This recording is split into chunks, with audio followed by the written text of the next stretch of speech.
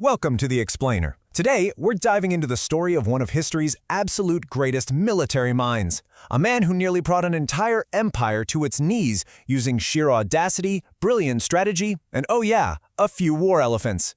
So picture this. It's the 3rd century BCE, and the Roman Republic seems completely unstoppable. They're this land-based juggernaut, a military machine that's already conquered the entire Italian peninsula and is just getting started. They were disciplined, incredibly resilient, and on their home turf, well, they seemed invincible. But one man, the Carthaginian general Hannibal Barca, he saw things differently. He knew he couldn't beat Rome by playing by their rules. No way! He had to flip the whole board over. His plan wasn't just about fighting a war. It was about shattering the very idea of Roman invincibility. Now, to really wrap our heads around Hannibal's genius, we first have to understand the epic conflict he was basically born into. The Punic Wars. This was a titanic, high-stakes clash for total control of the Mediterranean, pitting the established naval empire of Carthage against the rising, land-hungry power of Rome. And when you look at these two, they were like night and day. Rome's strength? It came from its citizen soldier legions. These were tough, incredibly loyal men fighting for their homeland. Carthage, on the other hand, was this huge maritime trading empire. Its power came from its incredible wealth, which it used to hire a flexible, but maybe less cohesive, multinational army of mercenaries. Hannibal got it. He knew that a long, drawn-out war of attrition would always favor Rome's massive population of citizen soldiers. He just couldn't win that way. So he decided on a massive gamble, a preemptive strike aimed right at the heart of the enemy, to try and cripple Rome before it could even get its full strength onto the field. And this, right here, is where his plan goes from strategy to legend. It all started with a move so audacious, so logistically insane, that the Romans never, ever thought it was even a possibility. He gets his army together in Hispania, that's modern-day Spain, and then he marches them overland. Not just over one mountain range, the Pyrenees, but then he takes them over the treacherous, snow-covered Alps. And yeah, he brought his famous war elephants with him. He literally just showed up in Rome's backyard. This wasn't just moving troops, this was psychological warfare at its finest. But the price for that audacity was just staggering.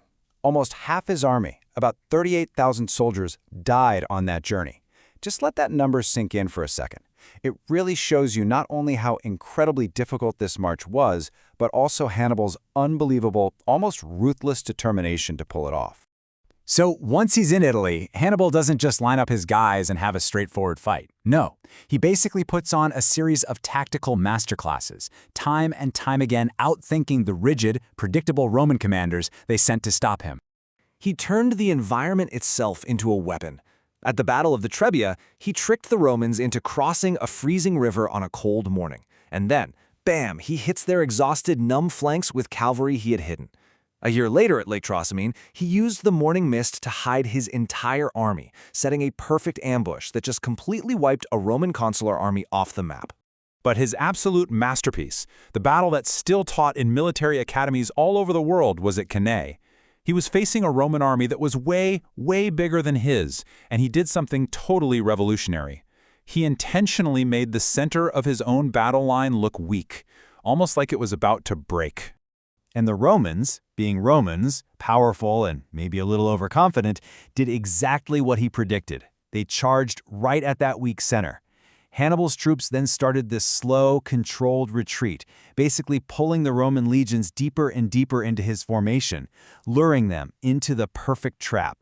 Now, while all the Roman infantry was busy pushing forward, Hannibal's elite cavalry on the wings had already crushed their Roman counterparts. Then they just swept around behind the legions and slammed into their rear. The pincer closed. The trap was sprung. This move is called a double envelopment. By hitting them on both sides and from the back all at once, Hannibal completely surrounded and then annihilated a force nearly twice his size. It was one of the single deadliest days in military history, and it's still considered a perfect example of tactical genius.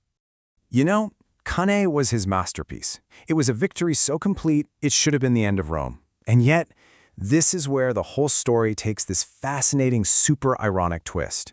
All of Hannibal's incredible victories had an unintended, almost paradoxical side effect. See, these devastating defeats were a brutal wake-up call for Rome. They were left with a simple choice: learn from the guy who was taking them apart or face total destruction. And, well, Rome chose to learn. And you can see the transformation right here. The Roman military completely evolved. A new generation of commanders, led by guys like Scipio Africanus, who, by the way, studied Hannibal's methods obsessively, they shifted from rigid head-on attacks to flexible maneuvers. They started using combined arms, having infantry and cavalry work together, just like Hannibal had done to them. In a very real way, Hannibal became Rome's greatest teacher. So Hannibal didn't just beat Roman armies. He fundamentally rewrote their military playbook. And his influence, it didn't stop there. It has echoed for centuries, shaping the very art of war for generations to come. I mean, that legacy is just profound. It was Scipio, using Hannibal's own tactics, who finally defeated him. Centuries later, Napoleon Bonaparte was obsessed with his campaigns. The infamous Schlieffen Plan from World War I, conceptually it's just a gigantic Battle of Cannae. And even today, his strategies are required reading at West Point, Sandhurst, you name it. Which kind of leaves us with this final crazy thought.